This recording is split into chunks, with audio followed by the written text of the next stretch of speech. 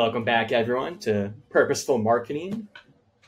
Marketing with Purpose for the Everyday Practitioner. Aaron here with Mary and James. I love this topic today. To me, I think this is why James and I wanted to start this type of conversation on a podcast and then bring a colleague in like Mary, who also has experience facing this issue. That issue is imposter syndrome. I think there's some descriptive, tactical answers about what it is, how to beat it. I think there's some philosophical answers, and that's why I'm excited that James is here today too. So with that being said, like, how do you overcome imposter syndrome? Or just in general, what is your experience with it? James, I'm throwing it to you because you made an interesting comment right before we hit record, is that you don't feel this emotion. So I really want you to dive into that. Yeah. If for listeners, what I said facetiously was that I don't feel imposter syndrome because I know I'm the real deal. That is totally false. But I mean, I think in terms of like tactics to avoid it, I feel like I say the same thing a lot with a lot of issues that people have at work. I feel like I have the same response, and that's like, you get to show up and do your best for 8 hours, and you need to leave, you need to clock off and leave and know that you did your, like, just doing your best should be your goal. I know Aaron's interested in talking about this, and I know Mary with her job post teardowns weekly, like, thinks about this kind of thing. But I think sometimes, like, you need to acknowledge that you're being asked to perform something that can be incredibly difficult, and like the perfect marketing effort or campaign, like, I mean, ask someone to point you to a perfect instance and you're not going to necessarily find one. So I'd be interested in hearing, like, maybe from like a more like the details of like where it comes from in terms of why is it common in marketing in your opinion, and like marketing specific, like how do you beat it?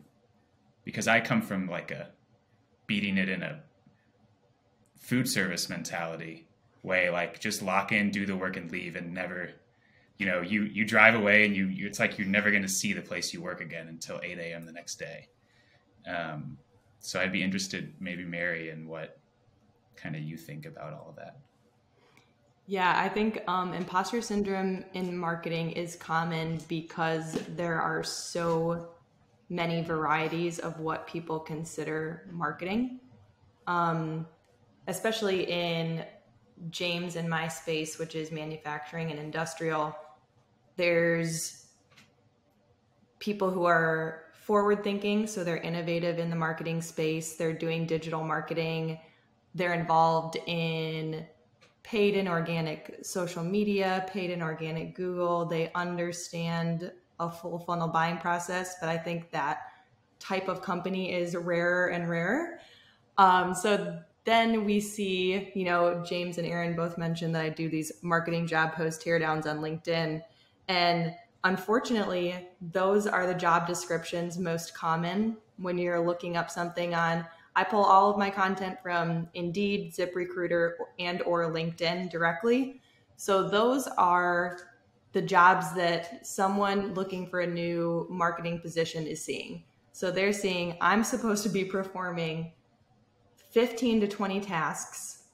I'm supposed to be doing them well, and I'm getting paid $70K or less for doing it.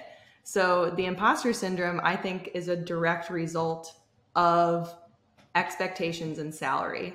So because the expectations are so high and the salary is so low, imposter syndrome is more common because it's harder to tie those efforts back to like a value at the company. So when I was like in a corporate space, my job posting looked a lot like the job postings that I write, not like shooting down the company I used to work for. They were actually really great and let me experiment a lot. But it's just those job postings are common. It's common for people to expect a lot from a marketing position. And so I came to expect that that's what all marketing positions paid. And I think this is an important point. I asked a SaaS marketer today on LinkedIn what he thought someone who was deeply knowledgeable in about 10 areas of marketing should get paid. And he said the right person at the right company could command $250,000 or more if they were very good and could tie their efforts back to revenue. So I just want to throw that out there because that surprised me. I don't know about you guys. Like, Aaron, what do you think? Yeah. What's that company? I need to write it down, just for my own knowledge. I think there's a lot of golden nuggets that you just mentioned. I do think that expectation setting is so important in your career and also in life. But I do want to kind of take a step back because I want to talk about just imposter syndrome in general, what you think like when it happens. And the point I want to make is it's normal. Like, if you didn't feel imposter syndrome, like James, just kidding, James, there's probably something that you need to think about. Like, why am I not feeling this emotion? Now, that being said, like, once you do, I personally don't think it's something you should run away from. In fact, I think you can lean into it.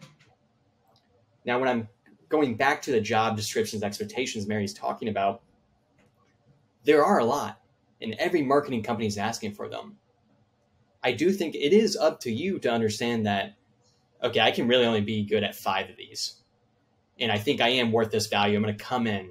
I'm going to set those boundaries. I'm going to perform all 5 at an excellent level.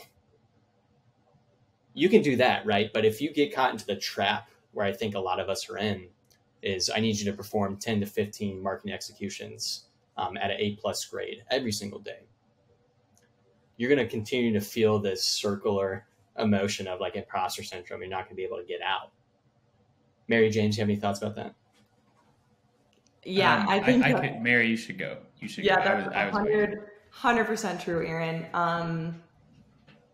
Man, I can't tell you how many times, I had my day-to-day responsibilities that I performed in a marketing function. I was a marketing specialist and, just writing blog posts, writing brochures, editing content, editing videos. I mean, you name it, I did it. But because our systems weren't set up to report on my efforts, it was very hard to prove my value. And that, I think, fed the imposter syndrome. But because I started to get really good at all of those things, it also was like almost like a balancing act. And I love that you brought up, Aaron, not to run away from imposter syndrome. I read something really valuable the other day that said, not all problems are meant to be overcome. They're just meant to be managed. So rather than trying to defeat or kill imposter syndrome as a marketer, I think it's more just an issue to be managed. Like maybe some days you feel it more than others, and that's okay. Yeah, I think that is super important to think about with every single task. Like, I would almost say, like, if you were coming into a job and you were excited about working at the company and they wanted you to have 10 competencies that, you weren't there and you're not there. I don't even think like, oh, I'm going to go like set boundaries I think like, well, I'll just do your best. I mean, because if you think about it, like, well, okay, what are they going to go out and find someone else? Like, no, they just found you. They looked and they couldn't find someone with all 10. They found someone with 5. And the only way to make it happen is to just do it. Like at some point you just have to let it rip, send it, publish it, and whatever you did will be good enough. We're not saving the world. It doesn't have to be perfect. And like, I guess it kind of the same thing when you're thinking about like an emotional problem you're having, like, or if you're feeling imposter syndrome. You don't need to like have a here's my 3-step plan for getting rid of feeling like an imposter in 10 minutes. Like, because it's way more complicated than that. It's like, if I feel like I'm disorganized, I feel more disorganized when I'm getting like called out for being so organized in the Slack channel. Like I all of a sudden I'm like, what did I do? Like what happened that I'm here like fumbling through sticky notes and someone's like, yeah, I'm just really glad you're on top of all your work. Like, okay. I think those things just get way simpler when you just think about, I'm just going to do my best and let it rip. I mean, you can't be, I think when you start thinking about, okay, I have to set boundaries about what I'm good at and what I'm not good at. And I have to, like, you start to I think you set your own traps in terms of like, oh, like I'm not performing up to my own expectations. Like that's something for you to just, again, if you just do your best work, you don't have to worry about that. Definitely, James. The expression "save the world" is very interesting, and that's kind of what I'm lingering on. If you're listening, again, you're probably mid-level, maybe moving into senior leadership. You're going to feel that emotion of like, I need to save the world to save my job. Coupled with all three of us are in our homes. So not only is the world crumbling, but I got to save it in my kitchen here. That's a powerful emotion that we just simply haven't experienced before. But James, I like how you're breaking it down is like, best way to get over it is doing. I think even better is slowing down. I know when I'm faced with a lot of unknowns, a lot of questions, a lot of how do you do this? How do you do that? And not having the answers, best thing to do is just slow down. Start building that process to figure out, right? Going back to imposter syndrome should be normalized should be normal for you to question what you know and don't know. And then start, as you're saying, rip away, start peeling, right? Every single day, I can spend 15 minutes on this topic every day. I'm going to get better in a month, right? These are just small things you can do to beat imposter syndrome. We have many examples of facing this personally. I'm happy to share first. I don't know if Mary and James, you want to kind of share a moment of where you really felt imposter syndrome. You want me to start? Tell you, I got two. Number one, I just started a new job. And as everyone listening knows, and as my colleagues here know, and there's many days where I'm like, do I know anything? And it's hard. It's hard because you do. I think another thing to grasp is like, you earn your salary. You earn your job title. You earn that expectation. That's why you're here. That's why you were hired. Now, no one's going to expect you to know all the answers today. But yeah, the expectation is you got to figure it out along the way, right? I think that's where it comes back to kind of what you're saying too, James. It's like at a personal level is I got to start chipping away at these things. Otherwise, I'm always going to be in that circular feeling of imposter syndrome. And the second example, which is more humorous, is in our Slack channel at Gorilla one time with the strategist. I know someone said, I feel like an imposter. Then everyone else said, I feel like an imposter. We all felt the same thing. And again, it's a great lesson that your colleagues, your friends, your peers to your right or left, they're facing imposter syndrome too. And I think if we can acknowledge that, then we can all start getting out of this together. Mary and James, got any examples you want to share? Yeah, I have a very similar one, Aaron. When I transferred from in-house to Gorilla as an agency, that was, so when you're a marketing specialist, you're marketing maybe mid-level, like Aaron said, maybe you're looking at making that jump to either a promotion or a senior level position. It was really scary. And I went from managing one company's very small marketing plan to managing like 4 to 6 companies' marketing plans, and from a much deeper level. So it wasn't just, hey, I need you to write this blog post and like publish it on the website. It was, I need you to show me results and show me how those results tie back to revenue. So the pressure was much higher and the imposter syndrome was very real. And I remember I overcame it in a similar way, Aaron. Matt, my boss at the time, Matt Chanella, if you guys haven't listened to him, he has an awesome podcast called The Industrial Marketing Show. Shout out. He told me what you need to remember is you know more about marketing than anybody else in this room. So even though you're talking to a CEO, a VP of sales, VP of customer success, you are the one who knows more about marketing than they do. So even though it might not feel that way, they're not in it every day. You're in it every day. You know more than you think you do. And you probably know a little bit more about even like that digital landscape than some senior level leaders do. That helped me a lot. Yeah, no, I think that's such great advice. No matter what industry you're in, is you probably know more than the person you're talking to. You're the best equipped to find the answer, even if you don't know it.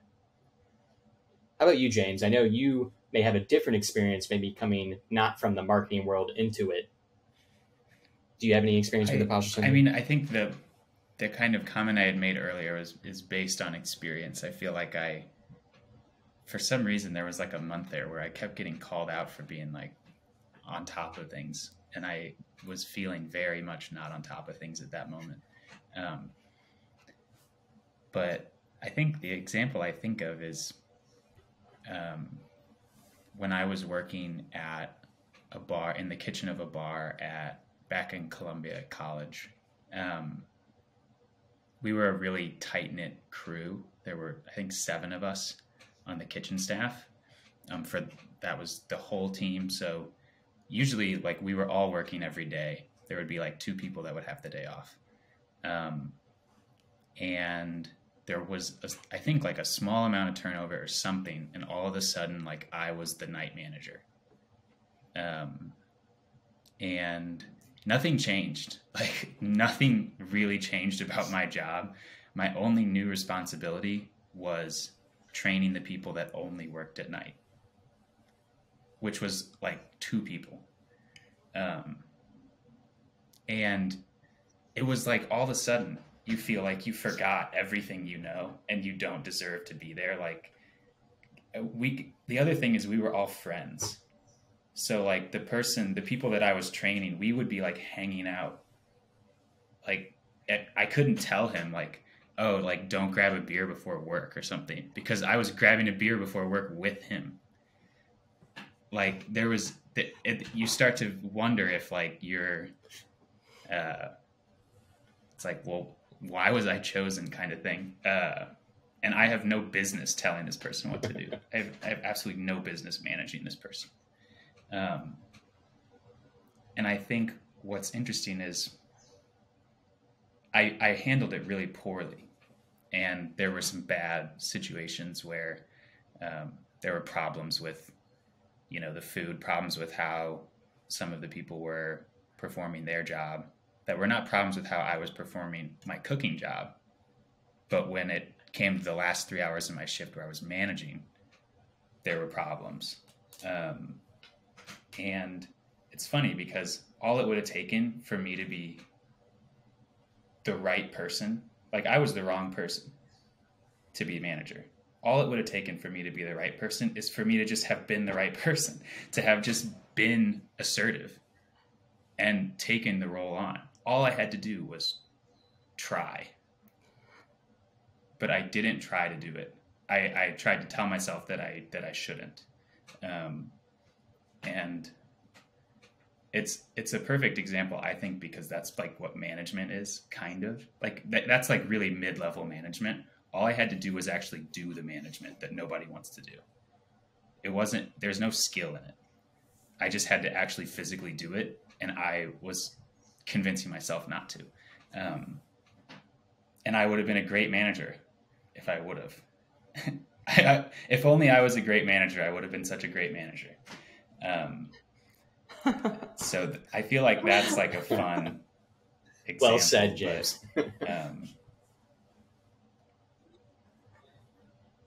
Okay. I'm going to pivot us. I'm going to tangent. I'm going to rabbit hole. The 3 of us all have English degrees. No way. Right? I didn't know that. And we all broke into marketing. Yeah. Welcome, listeners. We all just figured out we had 3 English degrees. And James, you and I have philosophy degree. The point I'm trying to make is, as a writer, one of the hardest things to overcome is understanding that you are a writer all the time, even if you don't write. It's that first moment, right, where you're looking at the page, pen and paper, and there's nothing on there, and you feel like you're not a writer. Well, guess what? You are. Tomorrow you're going to write, maybe, right? Or 2 days after that, or maybe next week, or maybe when you have time because you have kids, right? But you're a writer all the time.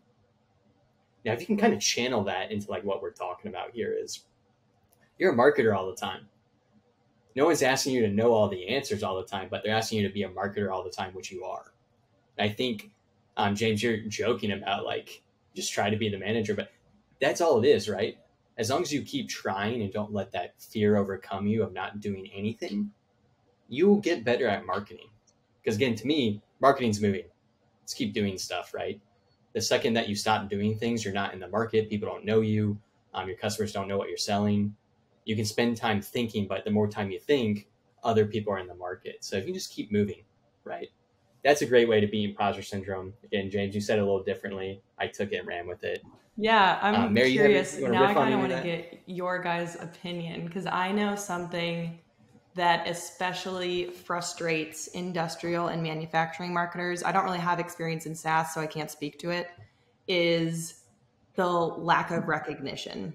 So in SaaS, I know because I see it a lot on LinkedIn, you pivot to a new position, you pivot to a new company, or you get promoted pretty frequently. So especially in the early days, companies are looking to keep you and retain you. So they're giving you pay raises, they're giving you promotions pretty frequently.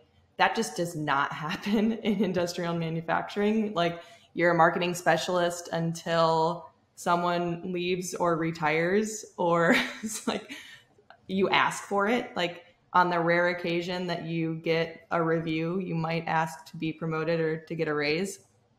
So I'm curious if that is a way that you guys would consider beating imposter syndrome. So you're at a company, you're a marketing specialist, you're a mid-level marketing manager, you're feeling a little bit stuck. Is a way to overcome imposter syndrome to go talk to your boss and be like, hey, you need to promote me? No. You want to elaborate, James? No. Yeah. I mean, like, a promotion isn't going to get rid of imposter syndrome. A promotion's only going to make it worse. Like, but that's, there's all kinds of things that you should be, emotions are complicated. I don't know. But, if you continue to have imposter syndrome, but you get a promotion, that's not a bad thing. If your imposter syndrome gets worse and you start to feel like you're actually being recognized for some more of your value, like, that's kind of part of the trade-off.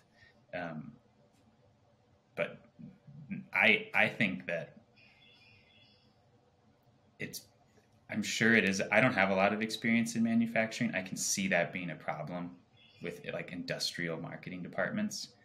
I mean, I don't think there's an industry where when you go in to get your 2-year review, your boss treats you like they would treat a new hire with your experience. I don't think there's an industry where they do that. So, like, if you think because, oh, well, I have 3 years of writing experience, I have a year to prove that in marketing, and then I'll be like someone who has 4 years of marketing writing experience. Yeah, good luck, because your employer is probably going to treat you like, oh, well, this person probably is due a 10% raise only because inflation is 12%.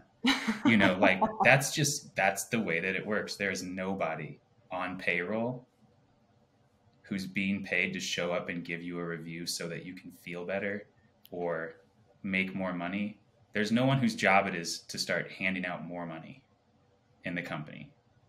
Like, that does not happen. So I don't think that, I think that, like, lack of recognition is the easy way out of imposter syndrome. It's like, you don't have anything to nurture imposter syndrome, but you don't have any of the other good things. So I almost take the opposite tack. Same with Weeks. I take exception to you saying you're a marketer all the time, because no, I'm not. I won't be a marketer here in about an hour and a half when I clock off. Yeah. I'm going to be a guy with the day off tomorrow is what I'm. Oh man, James, I love you, man. Let's see. I think there's something important in what you said, Mary, which is like that validation, right? If it comes to your promotion, compensation, recognition, I do think that helps.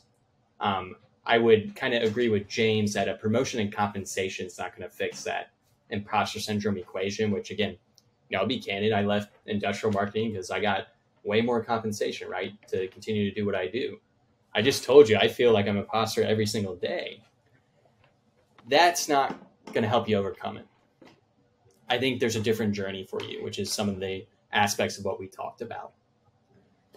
Just to kind of close up shop here, I think imposter syndrome, it's normal. I want to get that across. All three of us feel it. I've personally felt it in every single job. For the listeners, if you're feeling it too, reach out to us, DM us, talk to us on LinkedIn. Hang out with James at happy hour when he's not a marketer. He'll have you. But before we go, Mary, James, any final thoughts on imposter syndrome? I didn't know if there was anything.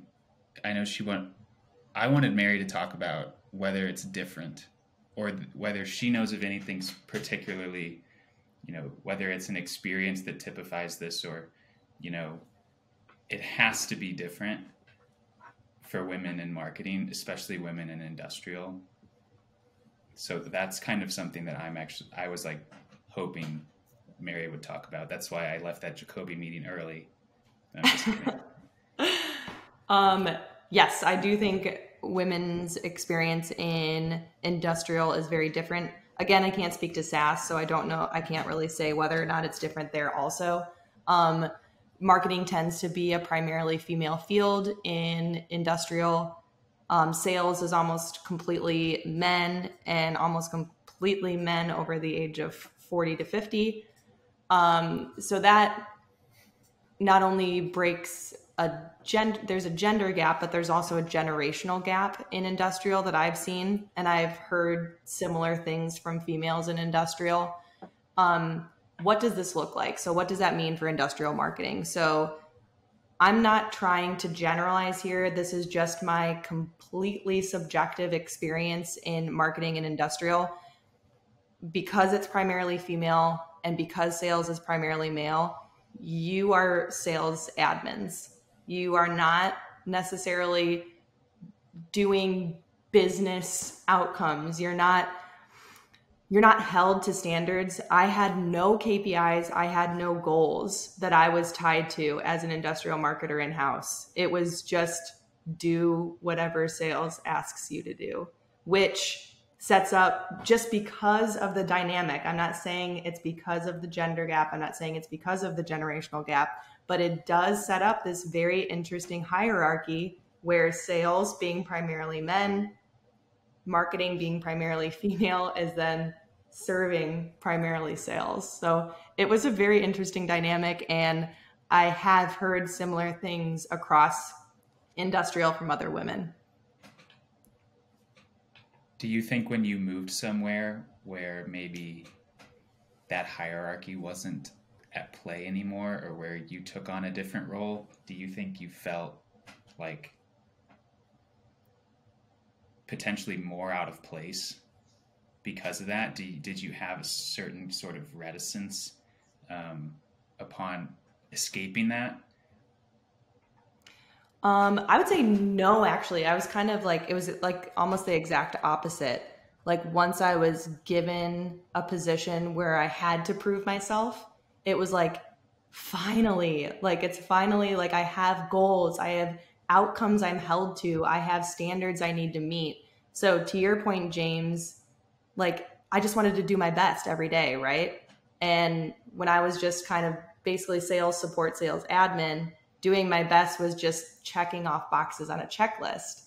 Now that I'm held to higher standards in this new role, success looks very different, and it's much better. It's more exciting to do my best now.